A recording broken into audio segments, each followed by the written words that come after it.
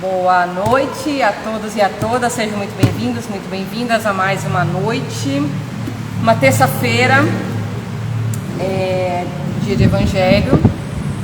Hoje nós teremos a presença ilustre do nosso irmão Francisco Costa, que vai falar sobre o tema Não Atire a Primeira Pedra. E vamos começar agora nos harmonizando, né? Vamos dar uma lida num dos livros Caminho, Verdade e Vida. Coisas terrestres e celestiais. Se vos tenho falado de coisas terrestres e não me credes, como creereis se vos falar das celestiais? Jesus. João capítulo 3, versículo 12. No intercâmbio com o mundo espiritual, é frequente a reclamação de certos estudiosos relativamente à ausência de informações das entidades comunicantes, no que se refere às particularidades alusivas às atividades que se movimentam. Por que não se fazem mais explícitos os desencarnados quanto ao novo gênero de vida a que foram chamados?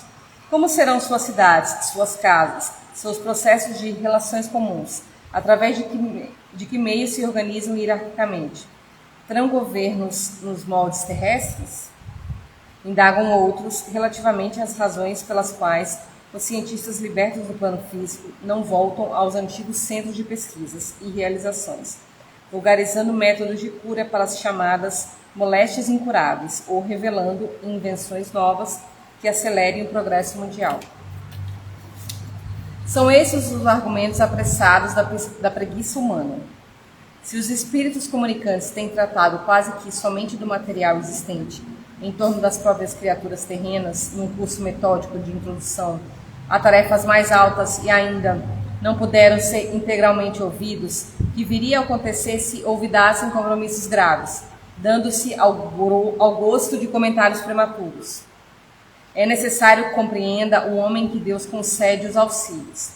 Entretanto, cada espírito é obrigado a talhar a própria glória. A grande tarefa do mundo espiritual, em seu mecanismo de relações com os homens encarnados, não é a de trazer conhecimentos sensacionais e extemporâneos, mas a de ensinar os homens a ler os sinais divinos que a vida terrestre contém em si mesma, iluminando-lhes a marcha para a espiritualidade superior. Vamos fechar os nossos olhos para nossa prece. Vamos buscar inspirar e expirar, cada um no seu tempo, bem devagarzinho.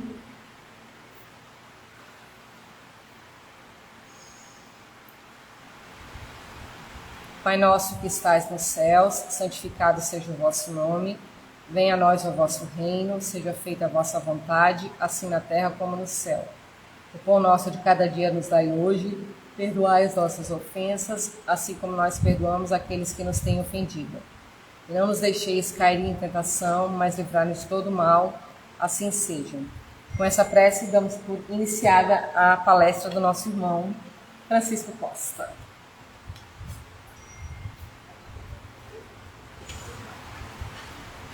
Queridos irmãos, queridas irmãs, nas duas dimensões da vida, que a paz do Cristo nos envolva na mais plena e pura paz de amor que serve amado. Muito boa noite, gratidão à casa por mais uma vez me dar a oportunidade de estar aqui entre os irmãos e irmãs. Meus queridos irmãos e irmãs, a você também que nos acompanha através da internet, nosso boa noite, nosso carinho, nosso melhor, muito obrigado por sua presença aqui conosco. E a nossa proposta de hoje é conversar um pouco sobre um dos capítulos mais belos da passagem do Mestre Jesus entre nós, aqui na Terra. E nesta passagem, há um dos ensinamentos mais profundos que nós deveríamos assumir a cada dia, na nossa existência, nas nossas escolhas, nas nossas atitudes. Mas Jesus vai dizer para não julgarmos os outros, nos apontando que o nosso julgamento ao outro é a porta aberta para o nosso próprio julgamento. Mas me permitam lhe trazer um texto que está lá relatado por Mateus no capítulo 7, versículos 1 e 2. Não julgueis, pois para não serdes julgados, porque com o juízo que julgardes os outros, sereis julgados, e com a medida com que medirdes, vos medirão também a vós. E aí, há uma perspectiva do quanto nós, na nossa imperfeição, no nosso egoísmo, no nosso orgulho, nas nossas vaidades meramente humanas, temos nos colocado na condição de julgadores do outro. Temos nos lançado à posição de detentores plenos do conhecimento, de sabedores de absolutamente tudo, e ao nos enganarmos a nós mesmos nesta ideia, vamos nos achando capazes e dotados da condição de fazermos julgamento aos outros. Naquele período em que Jesus esteve conosco encarnado, Jesus vai viver uma situação que é de um ensinamento maravilhoso. E isso está relatado por João no capítulo 8, dos versículos de 3 a 11, que nos diz o seguinte, e eu vou ler literalmente. Então lhe trouxeram os escribas, os fariseus, uma mulher que fora apanhada em adultério, e a puseram no meio e lhe disseram: Mestre, esta mulher foi agora mesmo apanhada em adultério. Moisés, na lei, mandou apedrejar a estas tais. Qual é a vossa opinião sobre isto? Diziam isto, pois, os judeus, tentando para poderem o acusar. Jesus, abaixando-se, pôs-se a escrever com o dedo na terra. E como eles perseveraram em fazer-lhes perguntas, ergueu-se Jesus e disse-lhe: Aquele dentre vós que estiver sem pecado, atire a primeira pedra. E tornando-se a abaixar-se, escrevia na terra. Mas eles, ouvindo, foram saindo um a um, sendo os mais velhos os primeiros a saírem. Então, erguendo-se, Jesus lhe disse: Mulher, onde estão os que te acusam? Ninguém te condenou? E respondeu ela: Ninguém, Senhor. Então Jesus lhe disse: Eu tampouco te condenarei. Vai e não peques mais. Ora, nesse trecho, neste relato,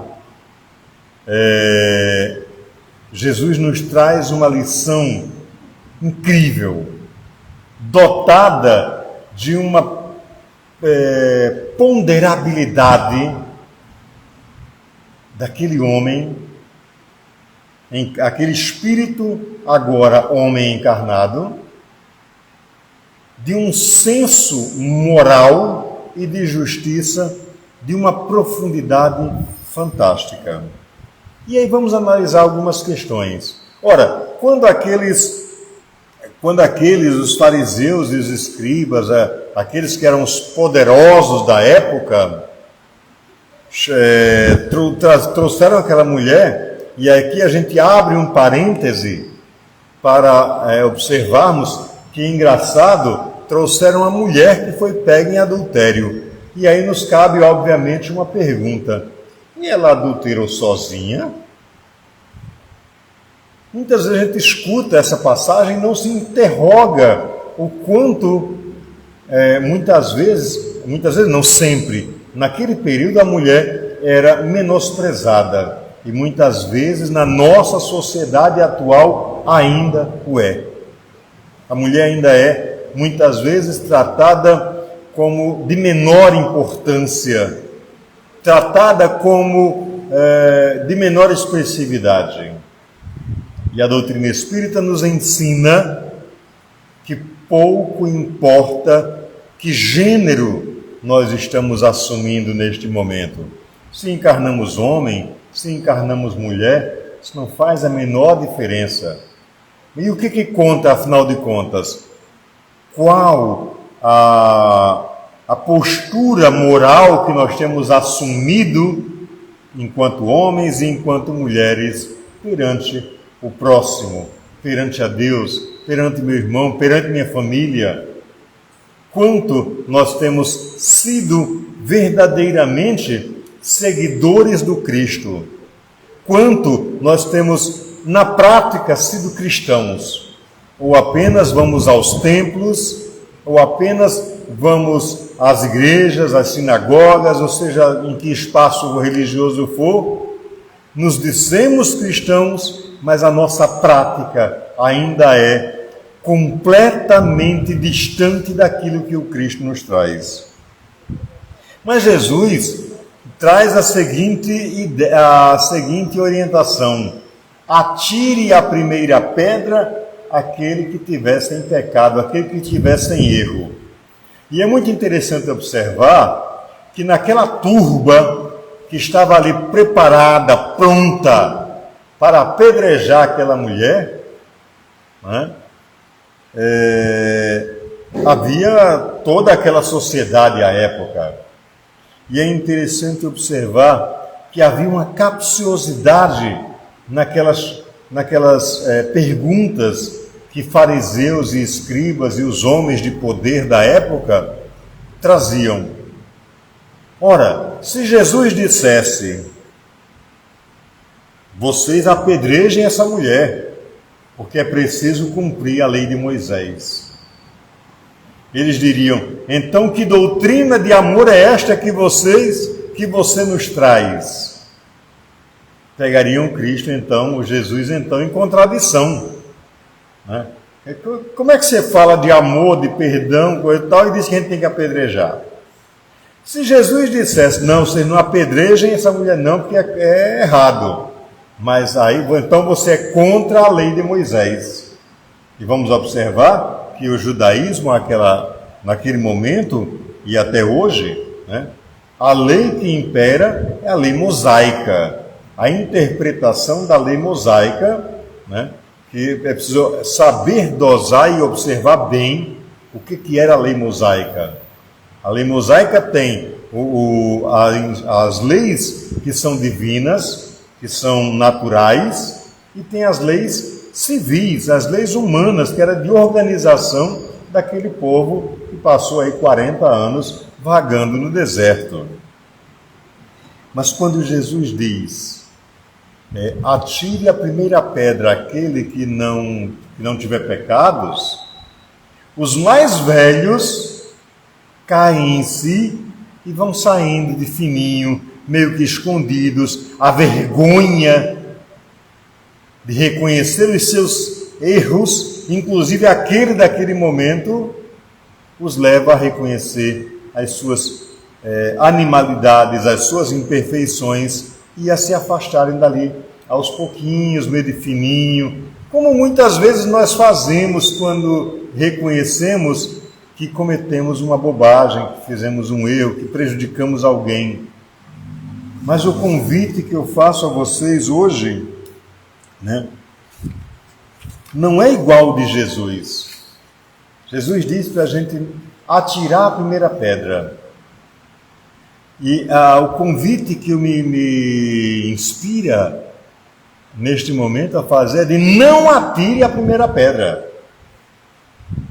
Mas não atire como assim? Não é quem não tem pecado. Não atire a primeira pedra você que tem pecado, você que erra, que sabe das suas limitações. Ora, o que é pecado efetivamente?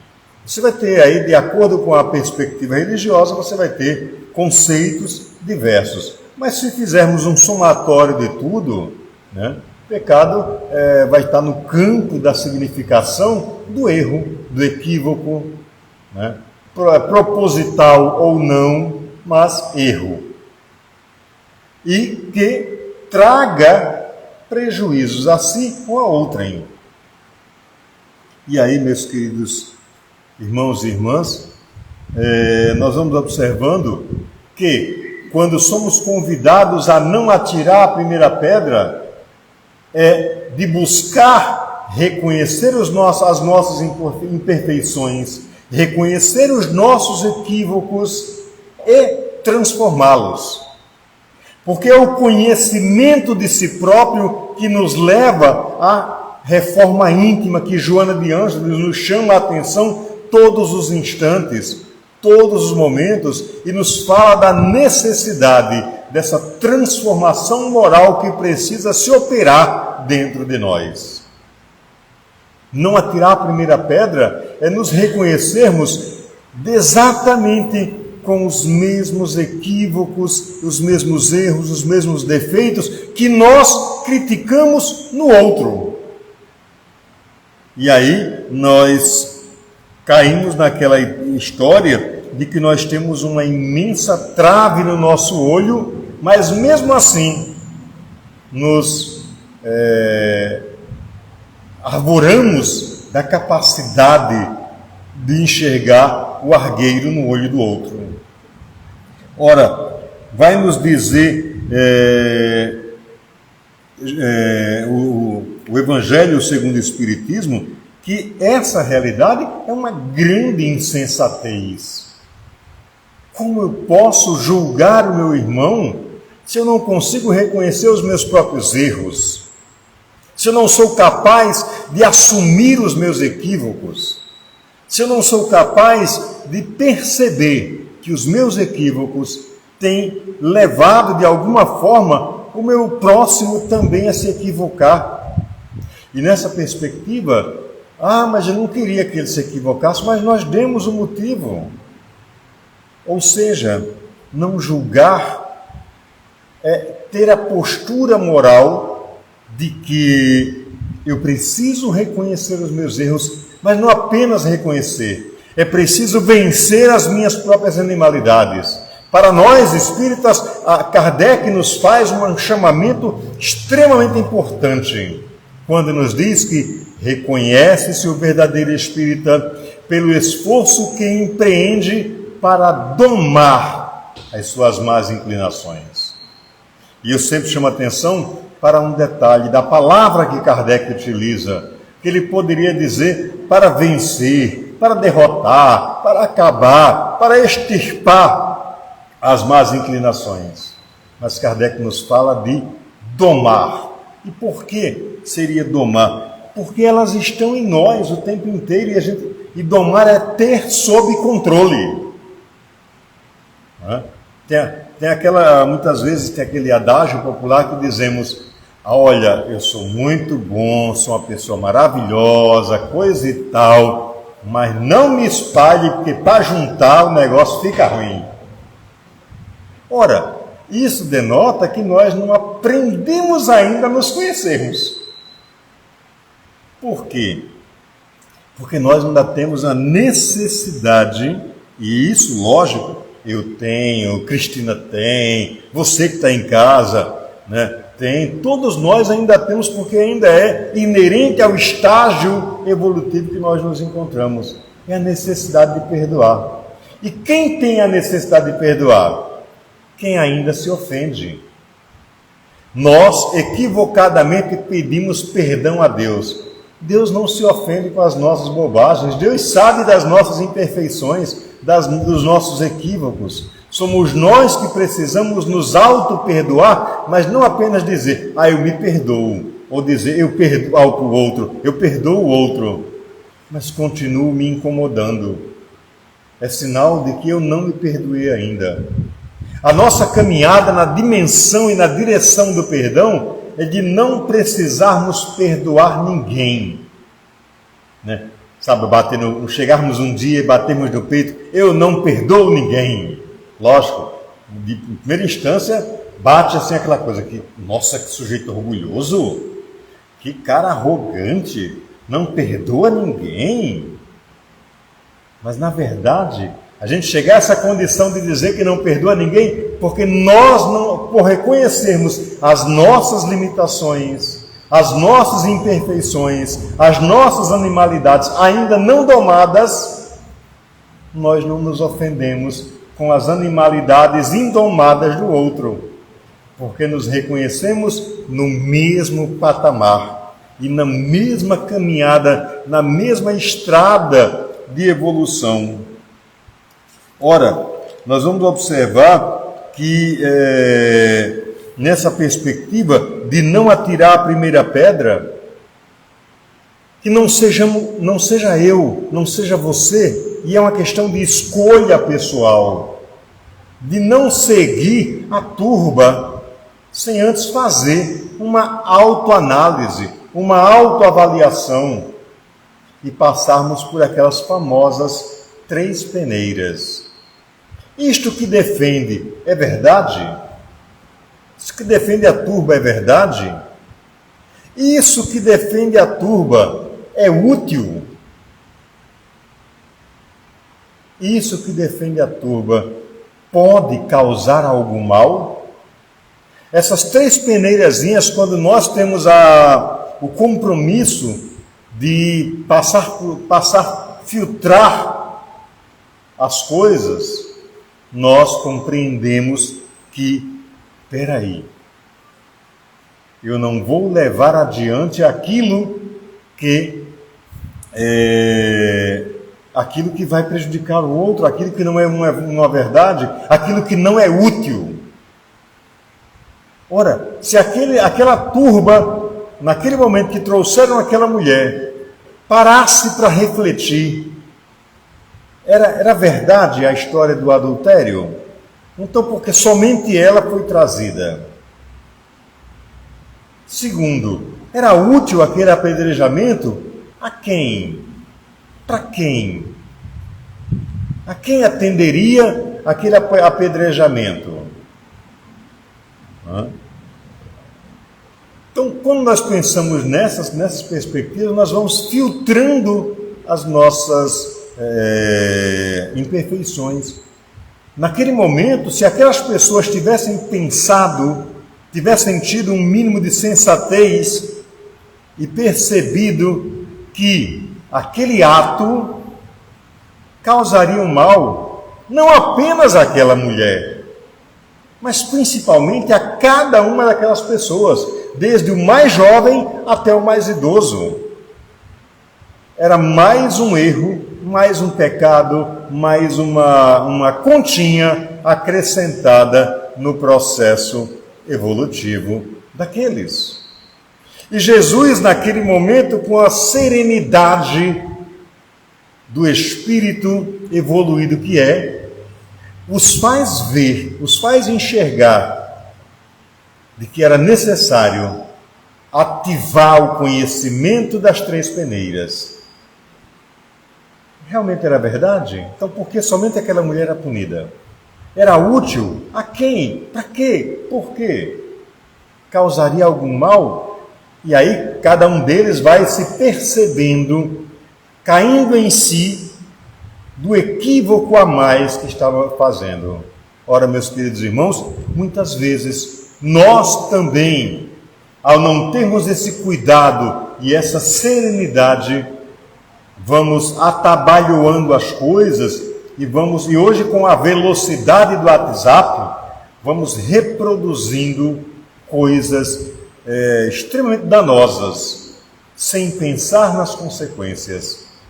E que tais consequências muitas vezes se voltam contra nós mesmos. Temos nos deixado de avaliar aquilo que nós deveríamos avaliar em nós mesmos. Naquela cena descrita por João, né, nós vamos encontrar aquelas pessoas trazendo uma mulher extremamente assustada. Uma mulher que ali naquele momento só buscava uma coisa. Ela se sentia errada e buscava perdão, sem nem ter dito isso, que queria ser perdoada. Mas o mestre, ao compreender também a imperfeição daquela mulher lhe dá uma orientação fantástica. Não é? Eu também não te condeno. Vá e não peques mais, não erre de novo. Não cometa o mesmo erro. Porque tem uma coisa, gente, o erro, ele é altamente pedagógico. O erro é bom. Como é que é, Costa? O erro é bom? O erro é bom. Por que o erro é bom? Porque com o erro nós podemos aprender. Cada erro vivenciado é uma oportunidade de aprendizagem para a nossa vida. É uma oportunidade de voltar àquela mesma situação, voltar àquele mesmo contexto, voltar àquele processo e aprender algo e começar a colocar em prática. E aí, quando nós dizemos que o erro é pedagógico, é exatamente essa perspectiva. Mas tem um problema nessa ideia. É que algumas pessoas equivocadamente continuam errando os mesmos erros. Sinal de que não aprendeu com o erro inicial. E aí eu sempre brinco dizendo o seguinte: ó, gente, vamos errar. Todo dia a gente precisa errar. Não que a gente vá deliberadamente, não, hoje eu vou errar. Não, a gente não vai fazer isso. Mas se errarmos, vamos tirar a aprendizagem dele. Porque cada dia a gente precisa errar. Mas errar um erro novo. Repetir o mesmo erro todo dia. Chico Xavier vai nos dizer que se você fez a mesma coisa sempre, do mesmo jeito, você alcançou os mesmos resultados. Mas você quer resultados diferentes? Faça de uma forma diferente. Então você errou hoje determinada coisa, né? Eu olhei para Mariquinha assim, nossa, Mariquinha é isso, é aquilo outro, e eu pintei Mariquinha. E esqueci de que a pintura feita em Mariquinha, ela é exatamente a reprodução daquilo que eu tenho em mim. E que eu só sou capaz de julgar Mariquinha porque eu tenho os mesmos erros. Só sou capaz de condenar a Mariquinha porque eu tenho as mesmas imperfeições e sei que é imperfeito. Ninguém fala daquilo que não conhece. Ora, meus queridos irmãos, quando nós aceitamos algum erro nosso, o que nem sempre é feito, nós vamos encontrar motivos, justificativas. Né? Mas aí eu preciso justificar porque eu errei, coisa e tal. Mas se não corrigir o erro, de que adiantou justificar? De que adiantou nós explicar determinadas situações? Não que eu esteja defendendo que não tem justificativa, não tem explicação. Não estou dizendo isso. Eu estou dizendo que cada erro cometido e reconhecido como erro precisa ser o ponto de partida para a transformação daquela realidade. Né? E aí, esse ponto de partida precisa nos levar ao perdão.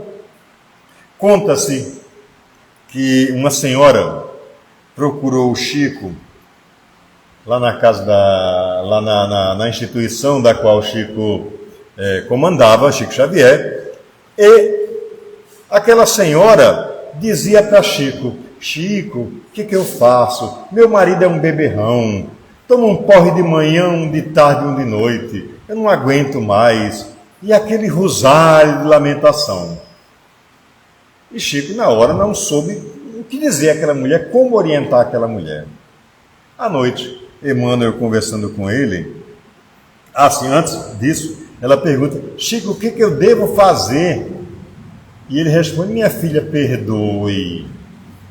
Perdoe. Sim, eu perdoo. Olha, faz 3 anos que eu estou casada com ele. Né? Então, assim, se ele toma um porre de manhã, um de tarde, um de noite, são 3 porres por dia. Se eu multiplicar isso por esses 3 anos, eu vou chegar mais ou menos aí a uns 2.940 porres. Que eu venho perdoando esses anos todos, perdoando. E aí? Até quanto eu devo perdoar? Porque Jesus disse que a gente deveria perdoar 70 vezes 7. 70 vezes 7 só dá 490. Eu já passei da conta de perdoar. E Chico ficou sem palavras, né? À noite, Emmanuel, conversando com ele, disse: Chico, é perdoar 70 vezes 7 cada erro. E quando ele repassa isso para aquela senhora em dias posteriores, mas não termina nunca, Chico. Vá perdoando, minha filha, vá perdoando. E aí, qual é a mensagem que nós tiramos disso? É que o perdão, ele é benéfico para quem é perdoado, mas é muito mais para quem se livra do peso da necessidade de perdoar.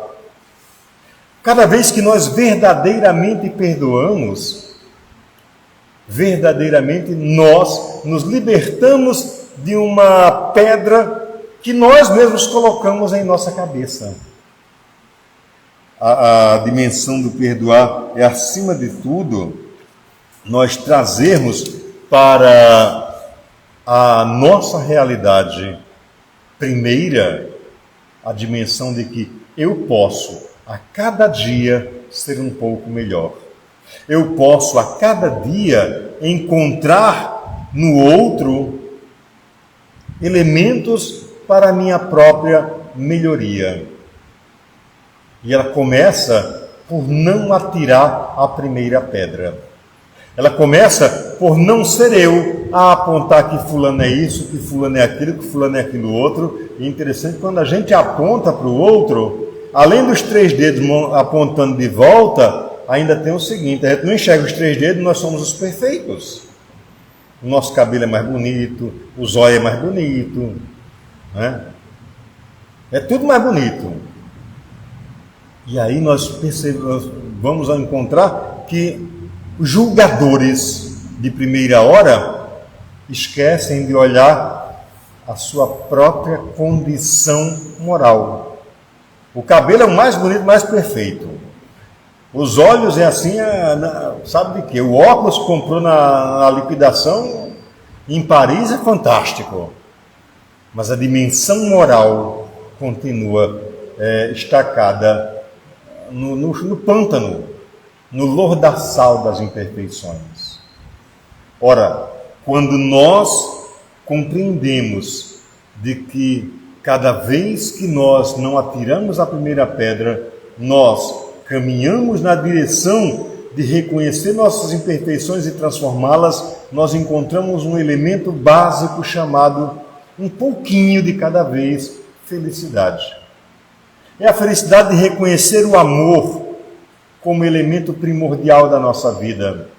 É a felicidade de reconhecer o servir ao próximo sem medidas, sem qualquer ressalva, simplesmente pelo desejo e amor de servir.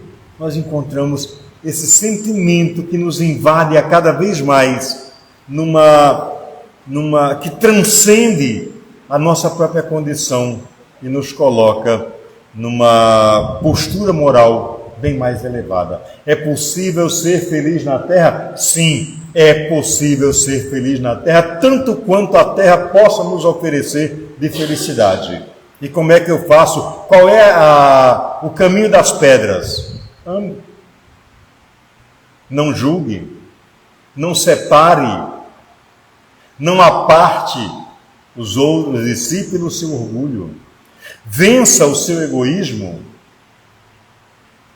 vença as suas animalidades, dome as suas imperfeições, as suas animalidades, mantenha sob controle.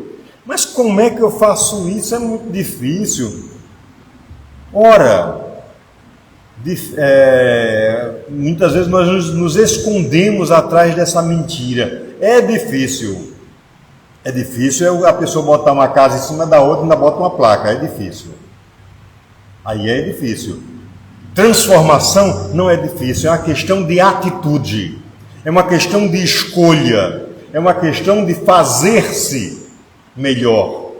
Muitas vezes nós atribuímos à sociedade, ao governo, a isso, aquilo, a outrem, ao sacerdote, ao palestrante, ao dirigente da mesa mediúnica, a responsabilidade de eu ser melhor. Não, é a minha parcela de contribuição na construção do universo.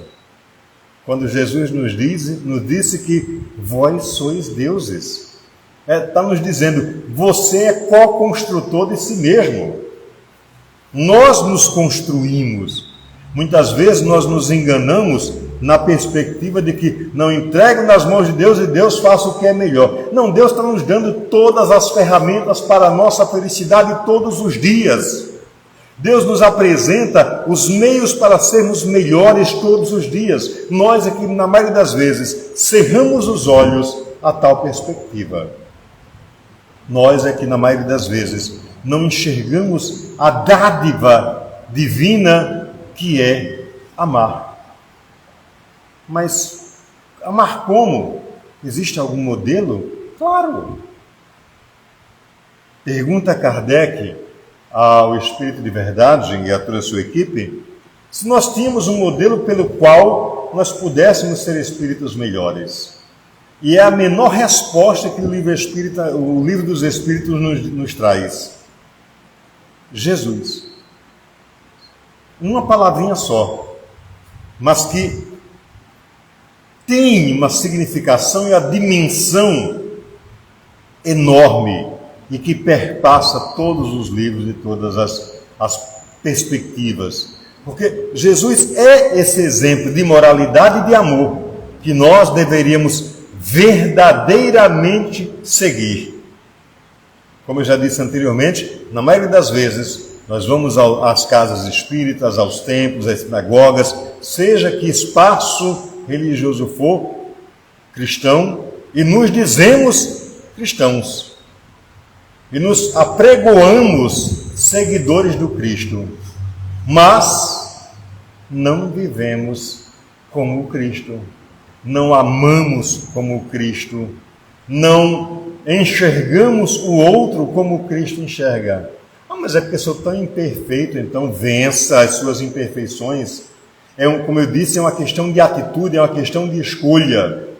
Ser feliz e ser melhor é uma questão do hoje, que a gente não deixe para amanhã, não deixe para a semana que vem, não faça como a gente faz com dieta, né? Está sempre empurrando, porque tem algo que sobrepuja, tem algo que passa à frente. É um churrasquinho, vem aí carnaval, né? Aí, sabe? E aí dá aquela escapulida, coisa e tal. Então vamos julgar quem brinca carnaval? De jeito nenhum, a escolha de cada um. Espírita brinca carnaval? Se quiser, brinca. Qual o problema? Não tem problema nenhum. Onde está o erro? Nos excessos. O erro está no uso que se faz das oportunidades. Porque até no carnaval, brincando no carnaval, se divertindo no carnaval, é possível amar e ser feliz. Basta querer. Amar, nós amamos em qualquer espaço. Estou dizendo aqui que a Cristina vai cair na folia sexta-feira, né? Não sei, é uma escolha dela. Como que ela vai cair na folia? É uma escolha dela. Porque as consequências, boas ou não tão boas assim, são dela. Ou seja, o que eu estou querendo dizer com isso, meus queridos irmãos, é que nós somos produto das escolhas que fazemos. Se nós fazemos a escolha de atirar a primeira pedra, certamente estamos alimentando o nosso orgulho, o nosso egoísmo, estamos fazendo do eu além do eu. Mas se fizermos a escolha de não atirar a primeira pedra, nós demos o primeiro passo para nos reconhecermos a caminho da casa do Pai, da casa da felicidade, da casa do amor, da casa da chamada evolução. Eis o caminho: amar servindo e servir amando todos os dias, em todos os lugares e em todas as circunstâncias. E para finalizar, eu gostaria apenas de trazer um pequeno detalhe nessa perspectiva de que é preciso não atirar a primeira pedra. Conhece-te a ti mesmo, porque ao conhecer-se, verdadeiramente nós nos transformaremos. E essa transformação não é passe de mágica, ela é natural, porque vamos reconhecendo quais passos nós demos e vamos botando em prática aquilo que Agostinho nos orienta ao fazer aquela reflexão diária. Eu fiz hoje todo o bem que eu poderia ter feito? Alguém tem algo a se queixar de mim no dia de hoje? Se não fiz todo o bem, amanhã eu preciso estar mais atento para fazer este bem. Se alguém tem algo a queixar-se de mim, amanhã eu preciso voltar lá e fazer diferente. E amar sem medidas. Amemos, para que nós não sejamos jamais aquele que atira a primeira pedra. Muita paz e muito obrigado. Mais uma excelente palestra. Vamos nos preparar para os passes, né? Quem está aqui, vamos fechar os nossos olhinhos, inspirar e expirar, cada um no seu tempo. Para quem está online, nós vamos fazer a prece e vamos encerrar, mas o pessoal que está aqui presente, permaneça